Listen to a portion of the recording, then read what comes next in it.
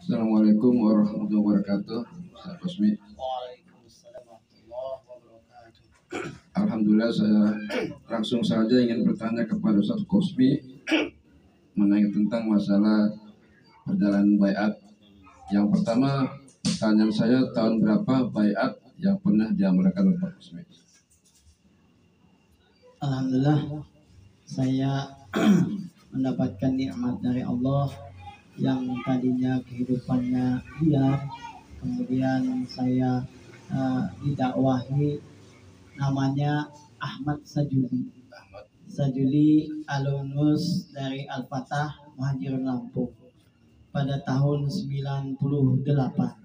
Kemudian saya diajak ngaji karena waktu itu saya emang dari kecilnya Ustaz, badannya senang, badannya udah ketemu sendiri dia. Waktu sholat dia sholat, ngaji seneng, ya itu tuh modalnya saya itu.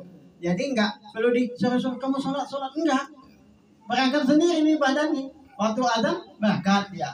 Nah, 98. Sehingga pada tanggal 14 Agustus, hari Ahad waktu itu, saya dibawa setelah paham, sebelum saya ceritakan tanggal bayar ya. Jadi prosesnya besar waktu itu, karena waktu itu saya masuk ke dalam kelompok Jawara Banten, namanya Sancang Lodaya. Jadi dulu kan merantau itu bukan mau cari duit, tahu ya? Nah begitu. Itu kan sulit ketika ngaji, jadi sulit di hati itu kok begitu bahasnya. Jadi libur nggak ngaji lagi saya. Sebulan kemudian kangen ngaji lagi. Nah akhirnya dipahamkan tentang baiat, kalau kita itu disyariatkan hidup berjamaah. Kemudian ada pimpinannya, adanya pemimpin, ada imam yang mengatur untuk kehidupan kita. Sehingga pada tanggal 14 Agustus tahun 1998 saya mubai'ah di masjid sini. Dulu masih kecil sebelum ini. Sehingga yaitu yang menerima baiat saya itu Ustadz Saifuddin. Ada Ustadz Aji yang nasihat saya, membisikkan ke telinga saya itu Ustadz Saifuddin. Apa kata dia? Sabar itu gampang tetapi sulit dilaksanakan. Kemudian setelah Ustadz baiat, kemudian apa yang menjadikan hati itu setelah baiat, apa perbedaannya waktu sebelum baiat? Iya, karena hati ini melanglang buana. Dulu saya pernah menjadi ikut mencari namanya sufistik, artinya saya pernah sholat di kuburan dulu sebelum ayat ya. Artinya mencari jati diri betul. Ada teman saya waktu Jumat mandi, sama-sama mandi, kemudian pakai minyak wangi, dia tidur. Kalau saya ke masjid, nah saya selamat tuh. Dia tidur, maksudnya saya tidak tahu apa dia pengen sholat ke Mekah kali ya. Jadi namanya seperti orang gila, tapi saya selamat. Nah selamat, sehingga setelah baiat itu rasanya apa ya, di jiwa luar biasa, tenang, nyaman, sakinah ya, kalimat sakinah itu. Sehingga penyakit yang saya sebutkan itu, yaghil, dendam itu hilang Ustaz, seketika itu hilang. Dan saya punya penyakit dulu, penyakit dendam. Jadi 10 tahun itu saya masih punya.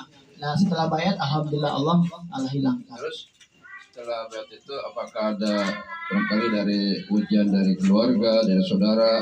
Kadang-kadang kan ada setelah baiat, wah iya Pak, dikucilkan ya, dihina segala macam. Kira-kira gimana pengalaman Pak Kusmi? Alhamdulillah, saya tidak mengalami itu. Alhamdulillah saya tidak. Karena orang tua saya memang dari Mbah Buyut saya dulu memang punya pondok, satu-satunya pondok pesantren di daerah saya, namanya daerah Danau Ranau, Oku Selatan. Itu satu-satunya yang buyut saya itu yang punya pondok, putus generasi. Sehingga orang tua saya itu karena saya melihat ibu sama bapak saya itu dari kecil, saya belum pernah melihat mereka meninggalkan sholat sekalipun, satu kali pun. Dari situ artinya orang tua saya senang melihat, dan orang tua saya datang, adik saya paman-paman saya mendukung apa yang saya laksanakan atau saya amalkan. Terus kalian aja apa namanya, saya ingin bertanya, kalau Ustadz Kosmi itu aslinya dari mana? Apa Banten, apa Madura, apa Silek? Ya. Jadi silsilah saya itu aslinya sukunya suku Ranau, Danau Ranau, Oku Selatan, letaknya perbatasan Sumatera Selatan dan Lampung. Adapun bahasa kami perpaduan Lampung dan Palembang. Mirip-mirip Madura juga itu. Ya, tuh, karena banyak gaul sama Madura. Ya. Kemudian saya merantau ke Banten, ya di Banten 17 tahun. Memang asal kakek buyut saya dari ibu saya itu memang dari aslinya Cirebon. Kemudian terakhir ya, pesan saya kepada Ustadz Kosmi, kira-kira setelah bayat apa sih yang apa istilahnya disampaikan untuk kepada muslimin muslimat ya, apa kira-kira pesannya setelah bayat ini? Iya,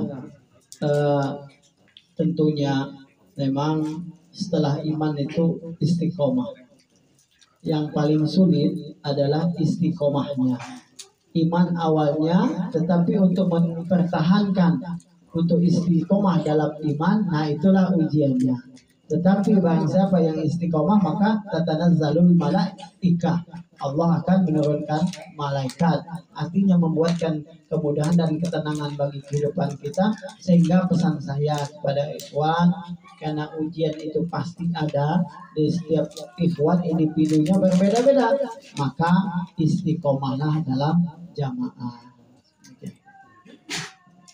Alhamdulillah kepada para ikhwan jamaah dan kepada pemirsa ya melalui YouTube ini, insya Allah ya.